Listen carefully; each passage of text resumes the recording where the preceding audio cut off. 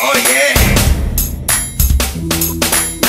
Nakobanga banga te. Yeah. Ono yesa zalimu sungina ngai. Yeah. Pasina ngai peni kumbana ngai. Yeah. Pesi yango na maboko na ye. Nakobanga banga te. Ngai nakobanga te solo. Yesu azali kinelo na ngai. Lobiko na ngai ezali se na ye. Ngai nakobanga te. Ngai nakobanga te solo. Yesu azali kinelo na ngai. Lobiko na ngai ezali se na ye. Ngai nakobanga te. Omoni awa motema re, c'est-à-dire ezali kambo ezalaka esika oyo moto ye moko akoko yeba te kokoma te mpona komiyeba me nzambe akendaka kino bozindo mpona kokundola bozindo mobimba ya mutu. Nzambe azali koyeba yango parce que nzambe ayebi le passé infini, c'est-à-dire makambo oyo mazalaka ata kutuna nasala mokili te nzambe ayebi yango. Makambo ya lelo eza koleka sapi nzambe ayebi yango. Makambo makoya nsima na ntango bambula kuna nzambe ye. Donc nzambe aza na connaissance ya ba3 temps wana. Azali na connaissance ya makambo aleka, connaissance ya lelo na connaissance ya makambo koya. Donc nous avons dit 3, Dieu sonde le cœur et le rein. 4, Dieu connaît le passé, le présent et l'avenir instantanément. C'est-à-dire, Nzambe aza ko contrôler azana boyebi ya makambo maleka, makambo na tango yo, na makambo ko yasima, mais azana ko yeba yango na tango moko. Na tango moko. Na pas tamaté parce que na moni boza sowa. Awa boza kilo, OK wa. Nasala bango awa, no boza. Nzambe azana boyebi ya makambo nyonso eleka ya sikawa peko ya na tango nyonso. Nayebi ke na nyataki makambo sowa mosu boza concerné mais aussi na ngai te. Ngai nazaka na ngai libre na prédication. Nalinga kopema makambo nzambe te. Soki nzambe apesi ngai na yebisi. Mais soki pe toucher yo, chikoyo. Bongi? Bongisa. Obatela sikwani makambo baba misa. Pana bimisi yango ngai te. Nazali ngai te. Bokende epai na bato so ameli muté. Boluka banga kisite. Nokite boko baby ça c'est la parole de Dieu. La zone qu'on a ils ont ils ont pour la nini na problème là pas problème keda pour la nini on veut le nini pour la nini stabilité égalité.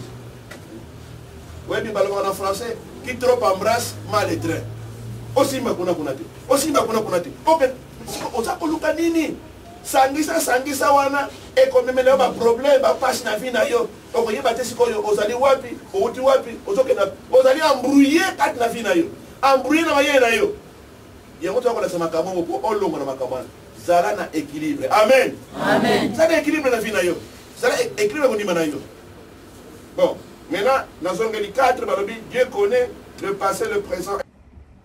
Le savoir de Dieu est insondable. Il y a un mot de temps qui est dans Romains chapitre 11 verset 33.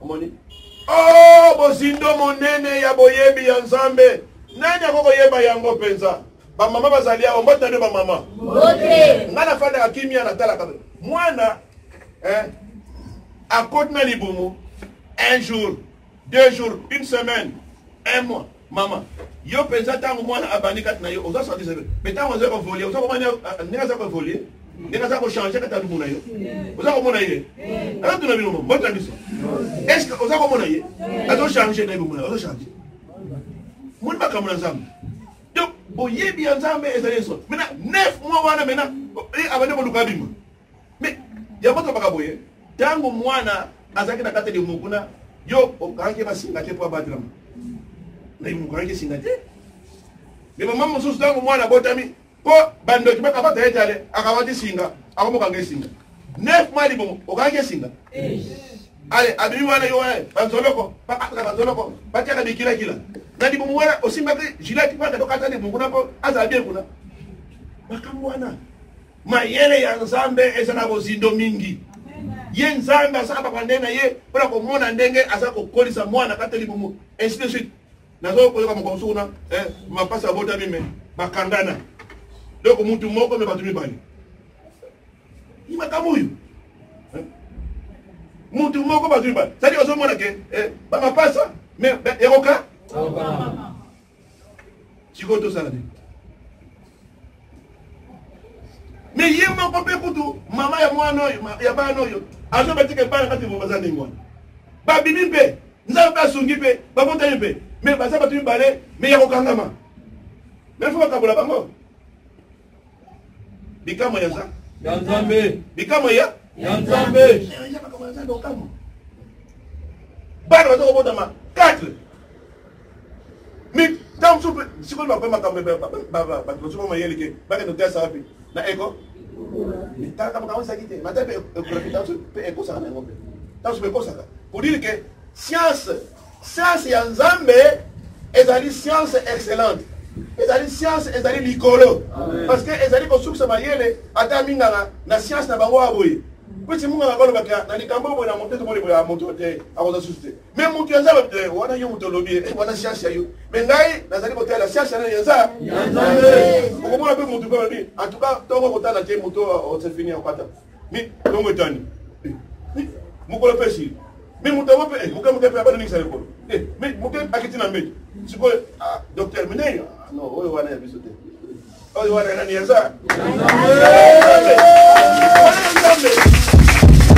nako makambo yango tolobaka bino mbala nakosonga na point oyo nasukiseli mosu makambo zoza mpona 10 point oyo toakoyekola awa parce que batei bazali awa bazokoma makambo nasuki na point nini 5 donc 6 alobi ete Dieu sait tout n'est-ce pas Dieu sait tout au-delà de toute connaissance yango toloba o Dieu connaît tout il sait tout au-delà de toute connaissance 7 les yeux de Dieu sont en tout lieu. Misu ya nzambe ezali kotala bisika nio. 8. Tout ce qui est en cachette est clairement dévoilé devant Dieu. Makambo nyonso oyo mabombami mais liboso na nzambe ezali pole. 9. Dieu a caché en Jésus-Christ tous les trésors de la sagesse et de la connaissance.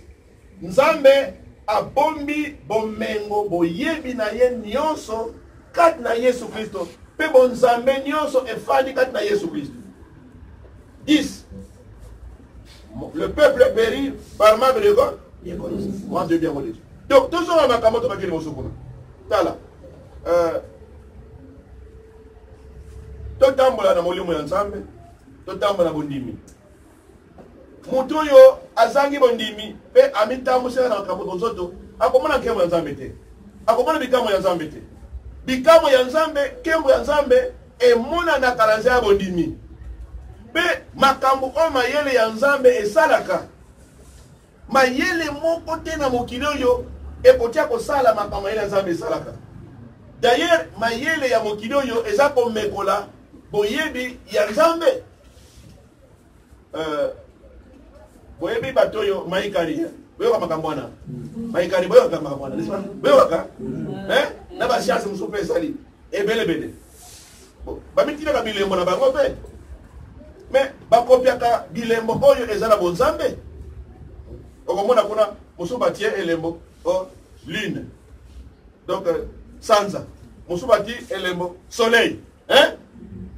Mais soleil ya solo mo ya solo oyo Bible ezali koyebisa. Le soleil brillant du matin, c'est qui? Jésus. Nani? Jésus. Bon, mo ya solo oyo ekotali la kamoto na moto. Oyo eyei na mokili oyo. Mais o mokili aboyi koyamba. O mokili abozimisa yango. Mo ya solo ye nani? Jésus. Bon, oyo alobi ke soko moto akobila ngai akotambola na molili te. kasi akozala na moi na bomoi moi wana ye nani Yesu. tala boyoka malamu komba ezali makasi e batu oyo bazali averti te o bafungwani te baza kobunga-bunga mutu ya solo mosali ya solo ya nzambe mwana nzambe ya solo en tout cas oyo ayebi ke véritable lumière ezali Yesu et yo mwana ya nzambe ozali lumière de la grande lumière. Amen. Maintenant je te parle maintenant au nom de Jésus-Christ. Yo mwana ya nzambe, je communique maintenant la sagesse, l'intelligence, la pensée et quoi, la connaissance de Dieu. Et pas d'ailleurs. Yo mwana ya nzambe. Va-t'en Satan, va-t'en au nom de Jésus-Christ. Va-t'en, pas de la part de Dieu. Yo mwana ya nzambe. Yo kamalamu. Lumière oyo ezali kati na yo. Ezali lumière oyo ozali kozwa epai na Yesu. Yesu c'est la grande lumière. Azako communiquer lumière na yo epai na yo. C'est pourquoi Yesu oyote bino ozali moi na moki Na mokili. e mboka etongami liko na ngomba ekobo moi na bino moi na yo ozwi epai na ngai.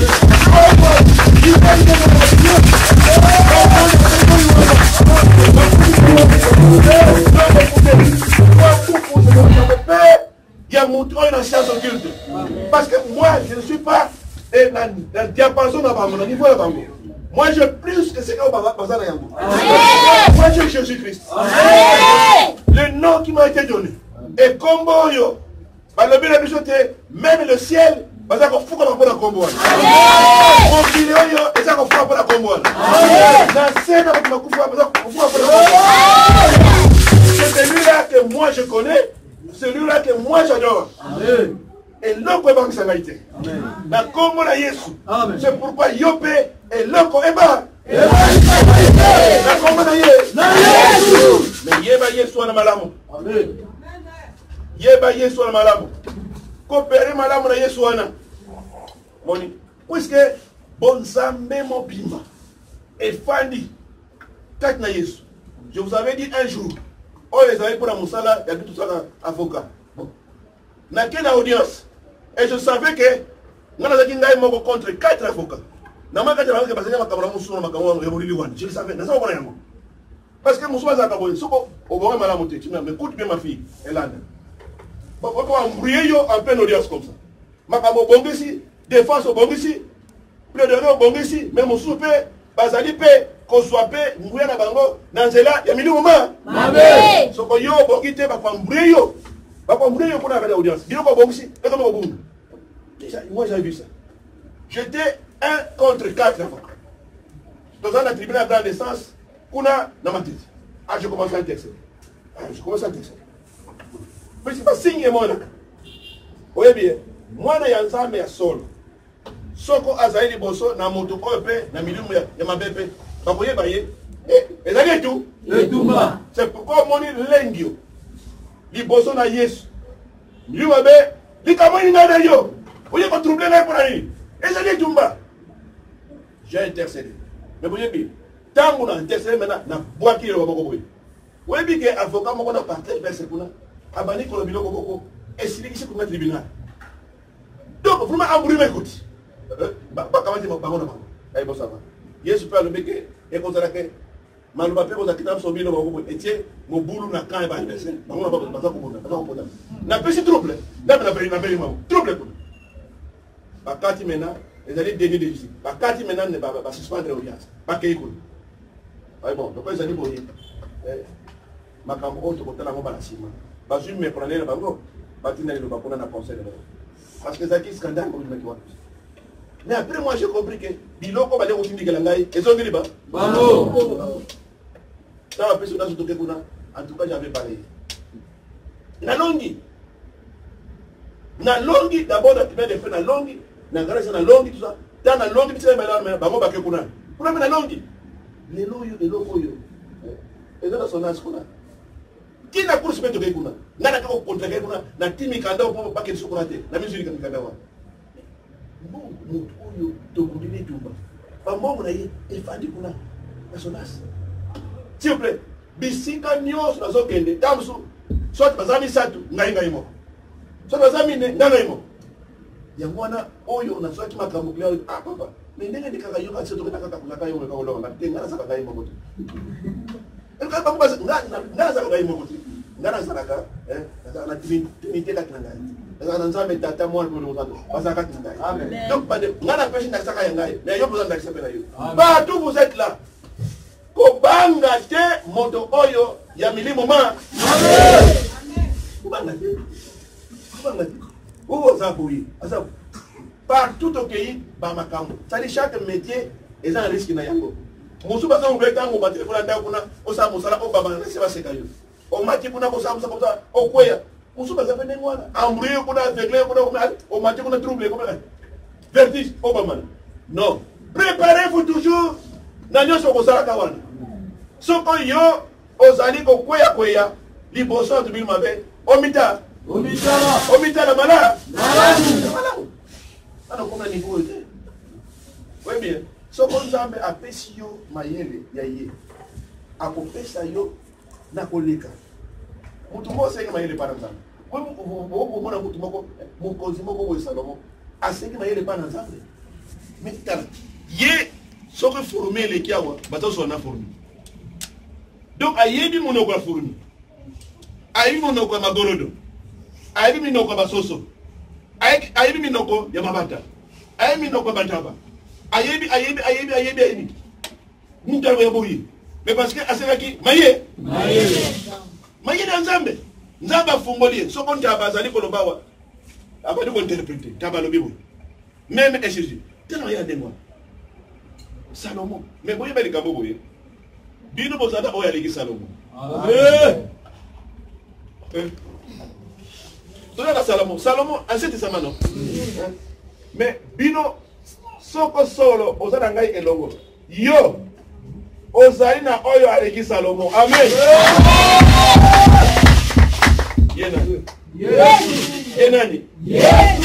Yenani? So anuta komba Yesu. So ça kilo monoko na yo problème. So komba Yesu kutanga yangona monoko na yo yeba kezali pro. Amen. So bani wa kilo kutomba kombo za problème. Puisque kombo ana ilo no mokona yo keba ya problème. Puisque kombo ana so pesa ko bima no. Li felo meza ko ningana. Ilo ningana. Mais tanga kombo oyo avec conviction. Na eliki ana ko ndima. Na elene se ke kombo yo na za musute. S'il vous plaît, ngai papa na tambula kana kombo mususu. Na tambula kana kombo mususu. Mais na yebi na ngape kombo mususu. Soko yelinga kombo sombolo kuna ngabi wana ngana ebite ngana ebika kombo moko po makambo kombo ne sala kangai makambo kombo ne esale la ngai makambo kombo ne sala ngai lelo makambo kombo ne sala ngai lobi wana lekela kangai kombo tuso pete kombo wana makambo oyo kombo wana zo sala yo to sala yo so bosano yango ngana bosana kai hoki o seleki ozo vivre lelo donc vivre lobi. Il faut qu'on voit na eba kwambale makambo so na. S'il vous plaît, nazo ke na kusuksa. Mais omoni na lingi na ibisa boy. Tant yoka na mokilo boye. To yaka na nature oyo déjà ebeba. Nature corrompue. C'est to yaka déjà batoto beba à partir ya mwango oyo ya ebandeli wana ya Adana Eve. Donc to soit ka récupération pour to bongisama et to comme solo pesa na lolenge ki to songa bana batu oyo authentique ndenge nzamba lingeli biso alingeli na bandeli na zila Yesu tango moto ayambi Yesu andimi Yesu mais na Yesu azali kozongisa moto oyo na état initial avant chute ya moto tango moto asame na mokilo boye tango mengo za pesa moto nzamba lobi na moto na pension nyonso boye po yo dominer mo so tango jeunesse ka komona kuna avant moto akosama na Satan balobi na ye na pesi yo biloko nyonso yo koza yango o domine yango donc moto zakela bokonzi ya kopesa mitindo na biloko nyonso nzamba salaki pe biloko nyonso wana ezali kotosa moto lotomo wana Yesu azongiselaka yango moto. Amen. Ah, parce qu'on ne comprennent pas. Vous ne comprenez pas, vous ne comprenez pas. Oui bien. Si on regarde la Genèse 1, nzambe alobi na mutu napesi yo bokonzi ya biloko nyonso onga nasali ete yo odomine yango defiske wana kaka donc eloko moko te na mokili ebangisa yo memoni memeta ntango satan amonike te oyo makambo lotomo nzambe apesi epa na motu mpe leki asali jalousie epa na motu asali jalousie epa na yo komona siko adam te komona eve te memi mona yo parce que yo oza koya na mokili boye mpo nzambe amona yo ke ozala na récupération ya situation oyo ebebaki na ebandeli comme ça biloko oyo ebangisaka na ntango boye yo nde obanda kobangisaka yango kodomine yango bino mabe ole domine yo domine yango moni ndenge wana mwa muke mwa maladi bado kan yo wana bado kusaba bakalkile bebe maladi ebide kuti maladi wana likambo ya parenthèse nalobaki na bumbu boye ezalaki mercredi semaine de prière mercredi oyo nanga malamu c'était Marie Losambo esili diaconesse Marie Nzusi bon azolaka azokende o matango maintenant tant tokomi mercredi na pokwa soit les trinité asikolakisa ozaki ngati mulingana lakisa mais ezaki bo programme ya elekole Nzusi yebuta ngalakisa lana malama kambo kashiko ezaki programme na yangala talo sambo siwa na mekira pokwa sikoyo tobimi nakoti na chambre enta namona téléphone ezaki aux environs kana ba 19h30 ou 20h na yambi oh papa na mongo peza doko me mari me ngoko na yo boyeli kamwibe o tozali accident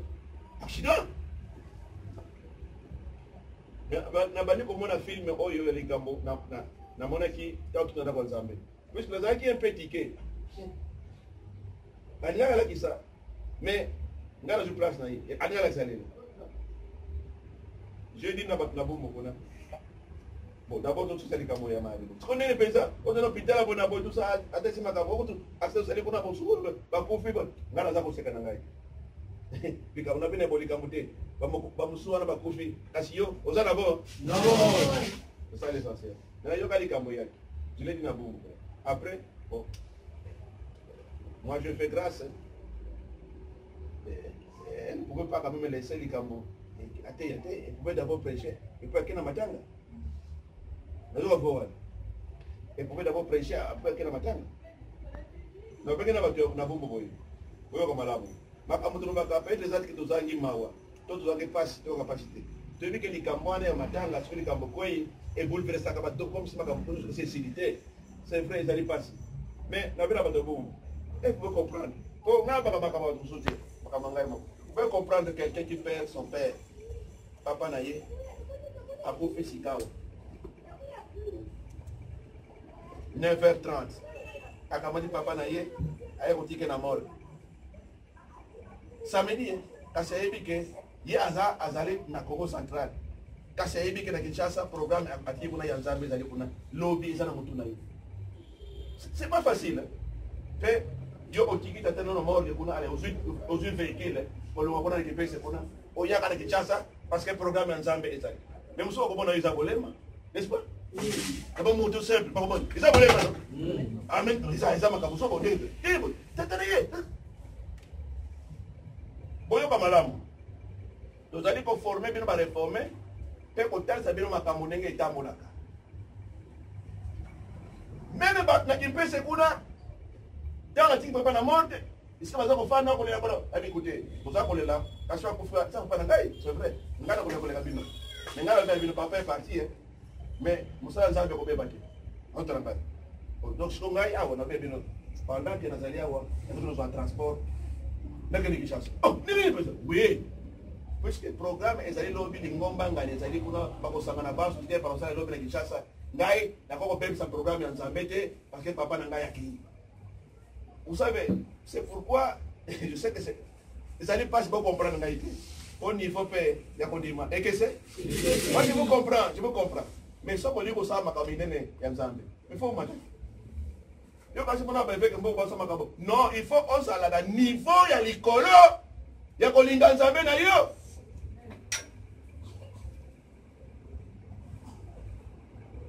il faut osala na niveau ekoki ya likolo ya kolinga nzambe na yo ya kosakrifie makambo na yo mais je laisse mon père à la mort de samedi wana ngana yaki sasa mais bato zo benga na téléphone papa tu comprends le programme à lobby ah depuis Kinshasa pour le programme à lobby na nini na Kimbase la écouter na Kimbase que le programme ya nzambe ezali et moi je viens alléluia alléluia alléluia amen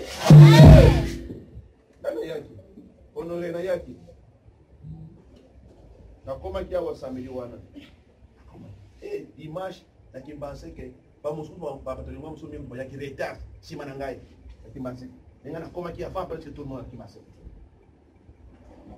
tu koma kama zoko yoka okanyama to na yoka yangote etali yote kaka na loba ayo lobi uzoke de poto corona mpe azozela je suis en train de rire est-ce que l'homme est sur tenir le bwana tu comprends yo on ya ka bongo na ya na bongo siko ali yo o foti na bongo siko na bona ne mbongo batina bonne makabwana na ba telefone oh yo no ko Kimbase tu yo mto ya patina $100 kwa $100 zo pa ko za bokyo zo ina yo oh mais j'ai beaucoup soli ba mutu na makazo ba awa msozo ko pala hein s'il vous plaît tolinga nzambe tolinga nzambe mususu balinga nzambe basepela pona nzambe parce que nzambe apesiye moi elamba kolata nzambe apesiye moi un franc eza na poche nzambe apesiye moi lipapa kiasi nzambe apesiye moi boye wana eza malamu mais tolinga nzambe na tango nyonso na ba circonstance nyonso na ba condition nyonso tolinga kaka ye amen tolinga ye na Kimbase to yaki nous sommes qui donc eza kuna mokolo Kimbase ka tuka c'était très bien boye mutati yaki kuna nani donc tu bino Kimbase na mutati yaki kuna nani loboko tango zote ya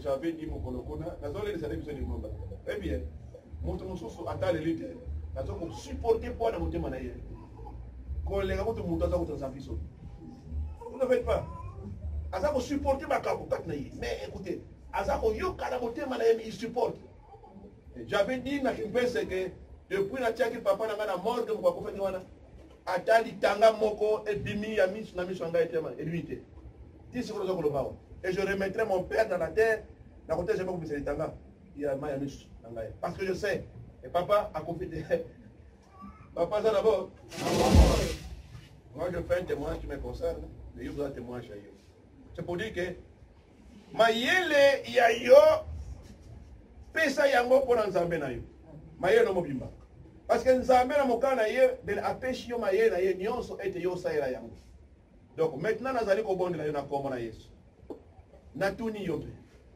est-ce que olingi kozwa mayele ya nzambe na tuni yo olingi kozwa mayele ya nzambe olingi kozwa boyebi ya nzambe olingi kozwa mayele ya nzambe olingi kozwa boyebi ya nzambe amen ayo euta motema mais soko olingi kozwa mayele ya nzambe boyebi ya nzambe tala makambo zo kopesa yo zala mutu o d'abord un ya ko solaka mingi na nzambe wana okosola nzambe wana dans la prière d'abord. Et j'ai beaucoup aussi aimé, tu vois que c'était Christian, Azali qu'on rappelle à Batouke, Malamu était considéré le tombe monnaie et Zali Kambotali à prière matinale. Et c'est très important parce que la prière, il y a tongo, aux avons sur l'ensemble, avant de recevoir Batoumoussus, n'est-ce pas? Oui. Aux avons fait comme l'ensemble, avant que nous commissions Batoumoussus, n'est-ce pas? Aux avons eu l'ensemble, avant que nous commissions Batoumoussus, la prière à tongo.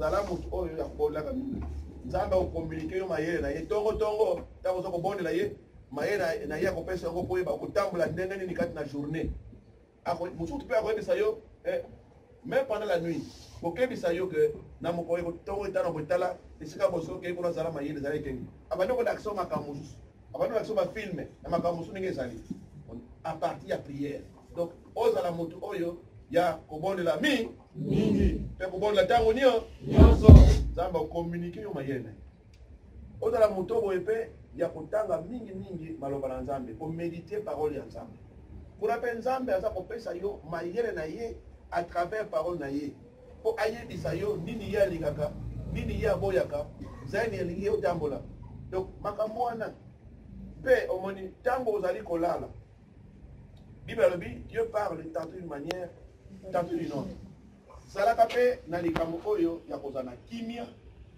puisque tango lali okota komona makambo Nzambe a communiquer na butwana e bosungo ba la journée okolamuka ngulungulu te okolamuka pe brusquement te lamuka na ndenge na kimia mais tango za kolamuka mena obondeli mena voilà le kimia tala mena est-ce que na butoyo tango na lalaki est-ce que na lotaki bon soko pe na lotaki soko na lotaki ni so tango mo pe eye ndoto wana eye ezongi mena tango omoni ndoto wana ezongi mena tuna Nzambe siko kolo ndoto yo boye est-ce que euti na yo bon soko pe euti na yo olingo la kisangai ni soko pe euti na moyini na likambo talisi asala nini mena o likambo yo na bolisa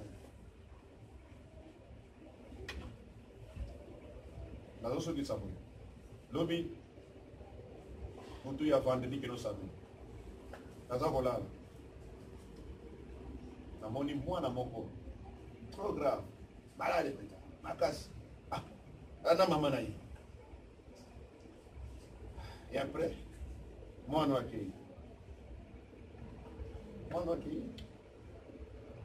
nazonga mwa mokina peneni moke kuna mama na ye tout ça mwana wake mwana na morga kenda na sa ndoto abudu tena morga kata laissez la bombe fane mambo non on presse akena morga de morga kenda mozana ngai longo daliawa na morga kenda na tungulu kimuke na sonyo na lycée quoi est bon moi est donc personne n'a le droit de ravir même dans le bon qu'on a écoutez téléphone alléluia Hallelujah.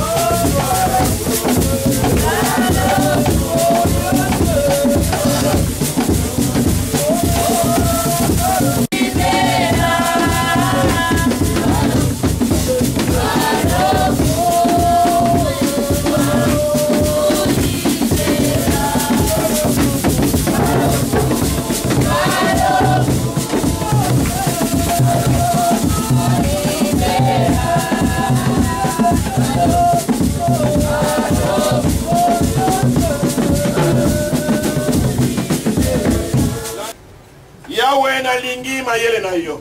Yahweh nalingi mayele na yo. Yahweh nalingi boyebi na yo. Yahweh nalingi boyebi na yo. Lakisa ngai mayele na yo. Lakisa ngai mayele na yo. Pesa ngai mayele na yo. Pesa ngai mayele na yo. Lakisa ngai boyebi na yo. Lakisa ngai boyebi na yo. Pesa ngai boyebi na yo. Pesa ngai boyebi na yo. Fungula miso na ngai na molimo. Fungula miso na ngai na molimo. Fungula matoi na ngai na molimo. Fungula matoi na ngai na molimo. Fungula bososoli na ngai na molimo. Fungula bososoli na ngai na molimo. Lakisa ngai na nguya na yo. Lakisa ngai na nguya na yo. Tondisa ngai na nguya na yo. Tondisa ngai na nguya na yo.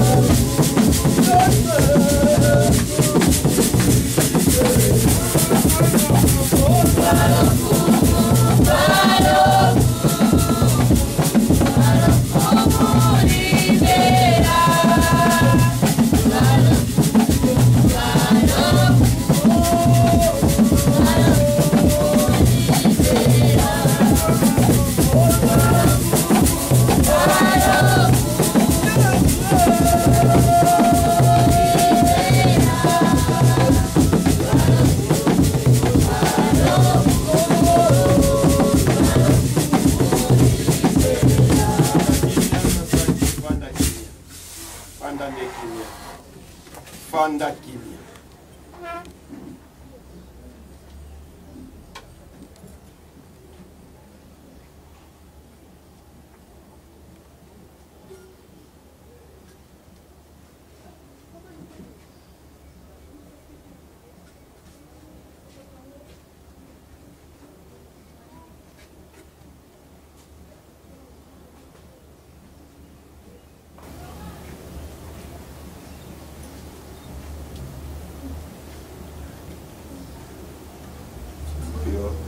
Fanda kimya.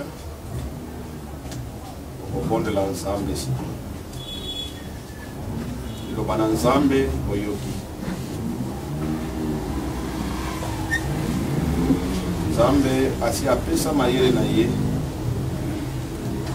Ezali kambo ya yo ete kozwa mayele oyo kotia yango na misala. Bamosusu bakokozwa mayele uta na bandako na bango na mabota na bango. Mayele oyo euti na nzela mabe. Mayele ya milimo mabe. Yango wana soko ozali komona ta mosusu kati na bana, kati na bakoko, to kati na mutu sona na ndako na yo, me ozali komona bilembo moko ya mabe na ntina na makamazo omona kati na ye. Seki mayele ya mabe ya molili eza kusala kati na ye, telemela yango sasa epi. Na kombo na Yesu Kristo, nous prenons autorité pour chasser maintenant tout ce qui est du mal. Katna nani songolo kuna yo tala zonga na ndako na yo tala ta mususu turbulence ya bana ezali na degré oyo mabe. Insoumission mutu makasi milimu mabe eza kumema batu bana na banzirane ya ndenge meme makambo oyo boye mutu akamata machete apapa muninga akamata gilete akata bona bo biloko milimu mabe wana mayele mabe ya Satan. Tozali na nguya oyo ya kotelemela makambo nyonso wana. Soko yebisa na Nzambe te bilembo wana ezali komonana na cause ya bilembo wana mayele mabe wana tozali ko remplacer yango na mayele ya Nzambe. Mayele ya Nzambe ezali komela mayele ya molili. Ezali komela mayele ya Satan. Ezali komela mayele ya monguna. Mayele ya Nzambe ezali ko dominer mayele ya Satan. Bondela Nzambe sasa pina komo na Yesu. Prenez autorité et pouvoir. Mayele ya vito. Mayele ya vito. Mayele ya Nzambe. Mayele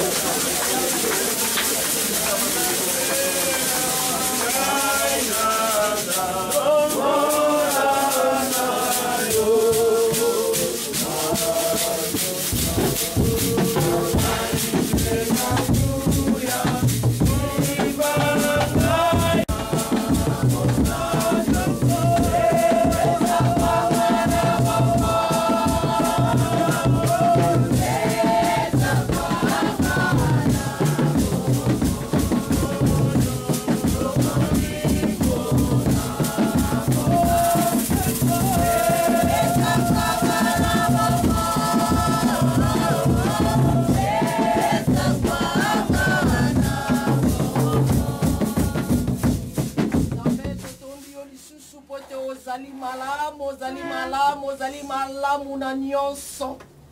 Kolo toyaki awa toyaki na basani pamba. Kasi nzambe na nzela na yo tosili kozwa bilei oyo ekoki mpo na biso. Osili kolesa moko na moko kati na esika oyo tozwi bilei oyo ekoki mpo na milimo na biso, ebongisa milimo na biso nzambe. Osili koloba Seigneur, tika ete maloba na yo nzambe eleka moko te, kasi tondimi ete maloba na yo esili kolata nzoto kati na moko na moko, tosili koyoka yo kati na oyo esika. Kolo topesi yo merci po ete yo lobaka pamba te, wana yo lobi nzambe, wana yango osili koloba yango pe ekosalama, yango wana nkolo totondi yo na nyonso. Osaleleki moumbo na yo kati na esika oyo nkolo. Merci Seigneur po ete opesi biso ya motuya lisusu kati na tango oyo. Nzambe totondi yo na nyonso. Kolo koba koloba na yo, lelo toyoki yo, pe lobi kuna pe tokoba koyoka yo nzambe. Kolo tangu nyonso wana tozali kozua maloba epai na tozali koyoka yo nkolo.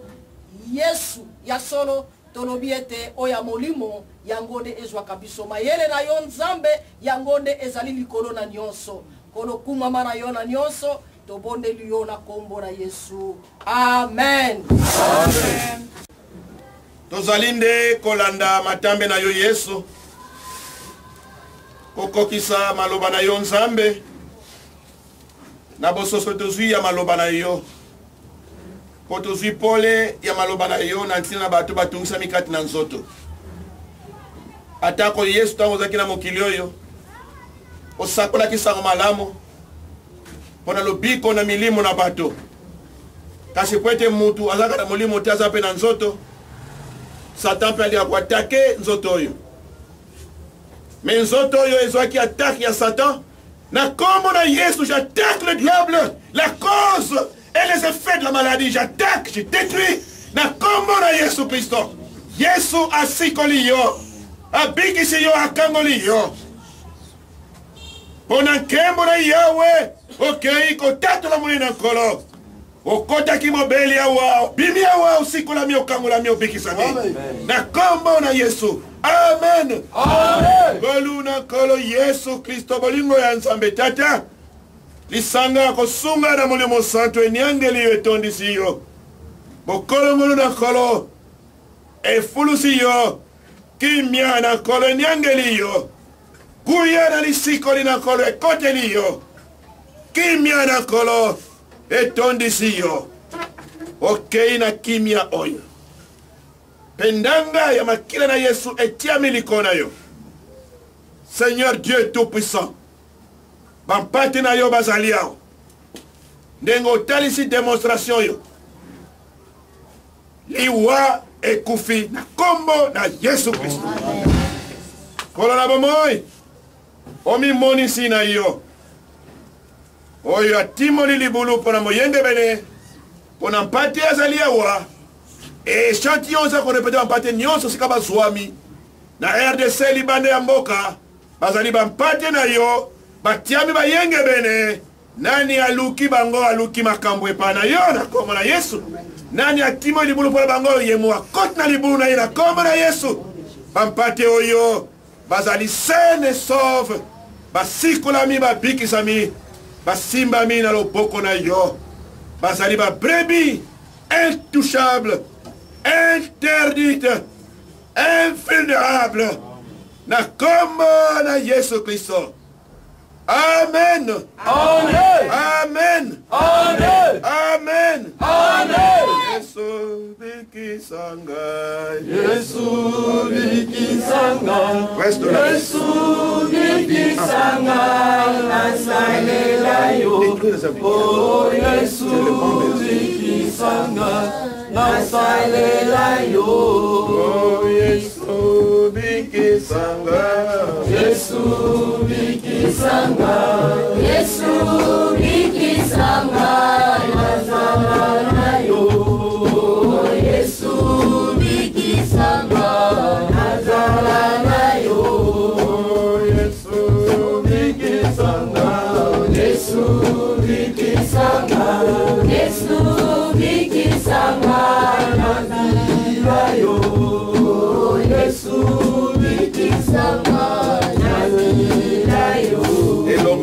Ngai tolobi na mapipi na yo na bikisami. Na mapipi na yo na bikisami. Na mapipi na yo na sikolami. Na mapipi na yo na sikolami. Na mapipi na yo na kangolami. Na mapipi na yo na kangolami. Pona kundima na yo, peli tatuli na yo, tikete salimela yo. Akole lobi pe endimi yo. Na kombo na Yesu Kristo. Amen. Amen.